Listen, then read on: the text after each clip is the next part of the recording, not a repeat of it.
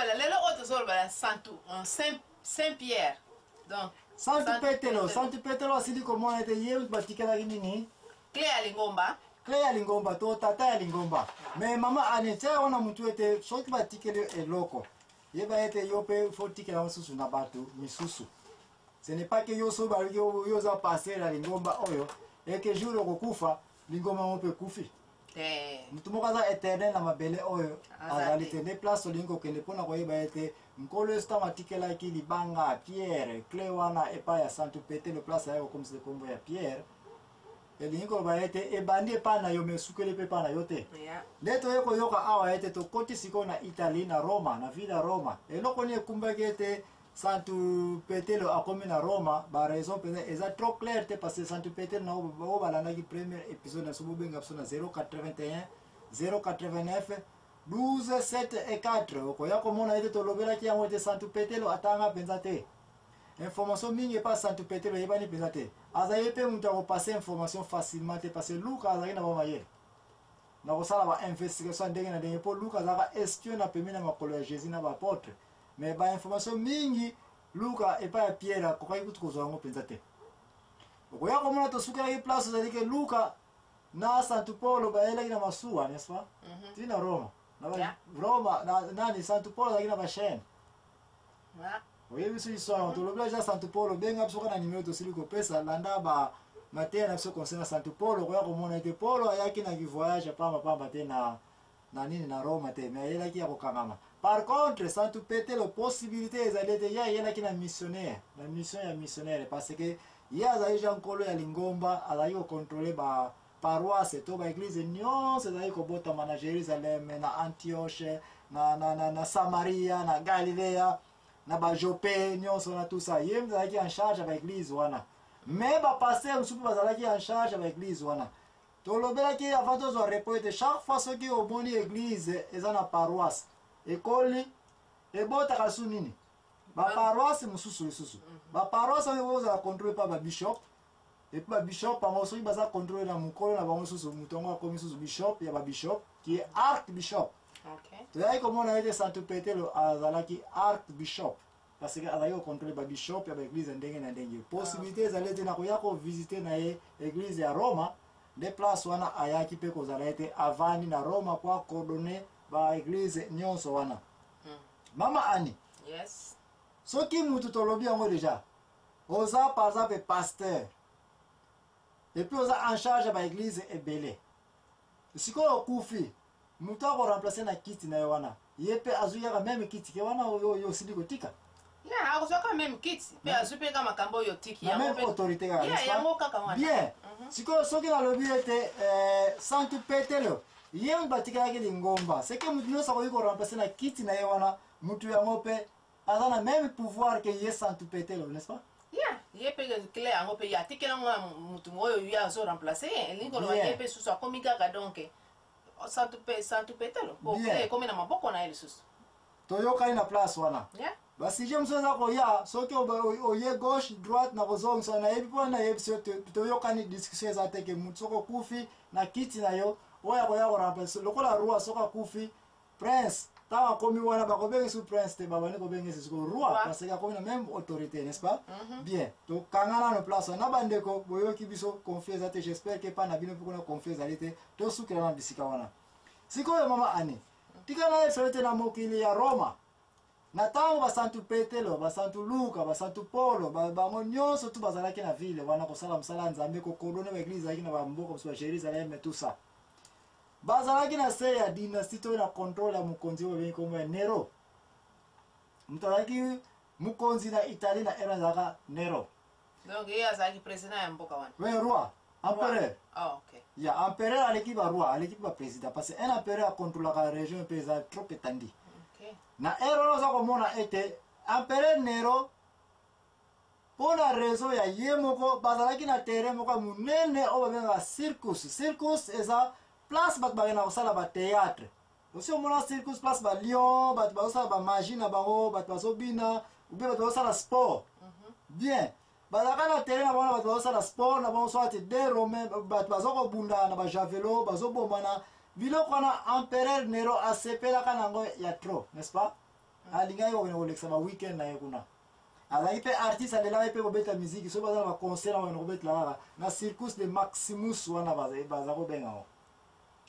mena tangu wana mouvement ba chrétien et comme qui peut ko rené à trop Roma et ça là qui nzambe na niveau ko iko comparer na Jérusalem te make pola parce que crucifié Jésus ba na ize balinga ipe ko Jésus te balinga ipe ko makama christianité oete ya wana position malama ko sala nzambe za kiwa na Roma na Italie na kati ya Roma wana mama ani likambo okuta wana Bible te sauf ba recherche to sali pe to sali ko senga bat ba challenge biso ba monike eza correct te Empereur Nero na gouvernement na ba gouverner bango tout presque bazako ya pe ko sambela na église parce que église ko ezalaki public ezalaki te na Israël te ke ya ko bomba ma bango kuna ezalaki presque ouvert oya ko mona confie yo kota entre gouvernement na église ko swala ni bose bani ko kota aw na cadre ya boye bakonza leta balinga na ko zala basamuzulu balinga ko bala basi bale misato tout ça et puis oteya kana gouvernement ozu certificat ya nini ya mariage le même bateau dimanche Bible nasema peka baye na église ba santu église ba mona non il faut toyokana ou bien boye na église to consacrer bino pour me la communion pour balani et puis moi si mo kaka ou bien boye ko landa mibeko ya église alors boye na église comme ba membre kaka boko pesa makabo na bino me boko zalana boko me la communion te to excommunier bino confione yo kota antu ba mikonzi ya leta na lingomba partout monde okende église ba sakana kana église za puissance église yo kota na confiance na leta pa toki mais suka leta kama takana n'est-ce pas nandeni popo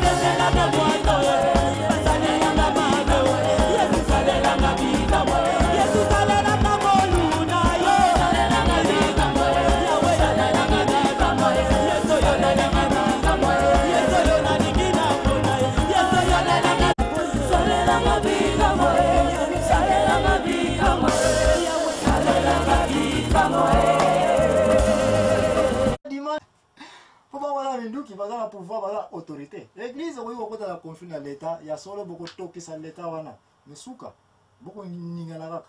mais place au confiance au côté entre église beaucoup ningana kaka mais siko so église wana nzamba za wana likambo kokwela ka l'état wana ah Dieu c'est qui est Dieu César c'est qui est César même si nzamba za na baba mindimi bongo po nini na Jésus Christ ba ningisa ki na l'état si ba boma yaka ba boma ki kaka mais siko Egypte ba o news on neti baboma ki mesiko tangu ba nani wana Herode baboma nzamba boma ki ete wana comme cas individuel mais na ka etali politique na église ça wana mtu ki wa confier yake za kasoma mena suka ko okolanda mateya oyo ya lelo ya Santu Petelo okoya koyoka comment to kosuka la po ba comment gouvernement na église so ba koti conflit mbule nini kota kana kati wana masasi malelaka de place on za ko mona ete conflit wana e provoquer ke ale na gouvernement na église bat baza ko yokana te makambo banda penza kala e bana kala suka ile kamuna na yebisa yokana ete empereur Nero place wana yena ba chrétien ala comment ko persécuter bango ko bomisa bango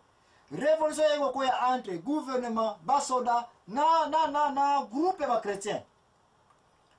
pour des raisons de la 1960 l'an 60 donc 60 ans après loi ya Jésus makambo za ko lobela 60 61 64 tina ba 69 wana na katikati ya mbula wana moto haiko pela na Roma ya kosaka na te moto pena physique moto ngona ngwa achaki anka question makasi moto komina onala watu mbaki moto wana ba enquête tile lo epesa conflit na des positions na ko yebisila yo selo ba recherche na sali pe ba ndeko boko no sa ba recherche na ndenge na bino boko sala ngwa moto na ko ya bandaku na airlines akapenza ba brick mais mingi bambaya parce que na Italie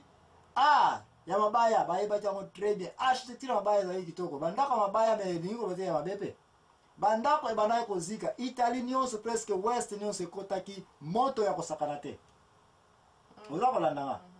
wana deja kaona mtuke nero na ba chrétien bitumbe ekoti discussion ekoti sako ekoti pillage ekoti moto epeli kuna moto ngo tuninga bananza tumbaki yango debeza kena matata mais avant to ya na yebisa bananza tumbaki moto na pourquoi maka moto on tile les ala ko continuer raison liboso nero apesi ordre ale ye mu konzama na bobo luka ye ba Paul wana Paul ija na ba chaîne na prison